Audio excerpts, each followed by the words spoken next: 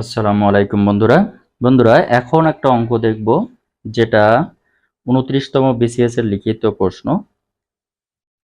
প্রশ্নটা হলো 2009 সালের 1 জানুয়ারি বৃহস্পতিবার ছিল।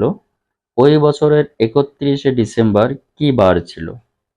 তার মানে 2009 সালের 1 জানুয়ারি বৃহস্পতিবার হলে ওই বছরের 31শে ডিসেম্বরটা কি ছিল?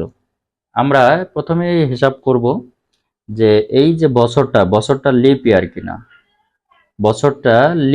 কিনা, অর্থাৎ লিপ ইয়ার বছর আর জেনারেল বছর। লিপ ইয়ার যেটা হয় প্রতি 4 বছর পর পর হয়, অর্থাৎ যে কোনো একটা বছরকে 4 দিয়ে ভাগ করলে যদি ভাগশেষ 0 হয়, অর্থাৎ 4 দিয়ে ভাগ করলে যদি সেটা বিভাজ্য হয় তখন সেটাকে লিপ ইয়ার বলে। আর যেটা 4 দিয়ে ভাগ করলে বিভাজ্য না হয় তখন সেটাকে আমরা লিপ ইয়ার বলতে পারবো না। এখন যেটা লিপ ইয়ার না, সেই বছরের প্রথম তারিখ যেটা হয় 31শে ডিসেম্বরও সেই দিন হয়।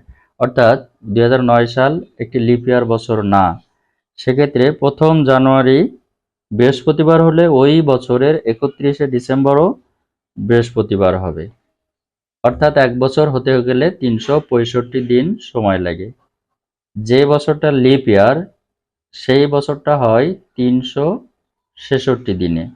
লিপ ইয়ার হইলে সেই বছরটা হয় 366 দিন। অর্থাৎ লিপ ইয়ারের ফেব্রুয়ারি মাস হয় 29 দিনে, আর বাকি সব বছরের ফেব্রুয়ারি মাস হয় 28 দিনে। তাহলে প্রশ্ন হচ্ছে 2009 সালের 1 জানুয়ারি বৃহস্পতিবার ছিল, ওই বছর 31শে ডিসেম্বর কি ছিল? যেহেতু বছরটা লিপ ইয়ার না, তাহলে প্রথম দিন এবং শেষ দিন একই হবে। অর্থাৎ প্রথম দিন বৃহস্পতিবার হলে শেষ দিনও বৃহস্পতিবার হবে।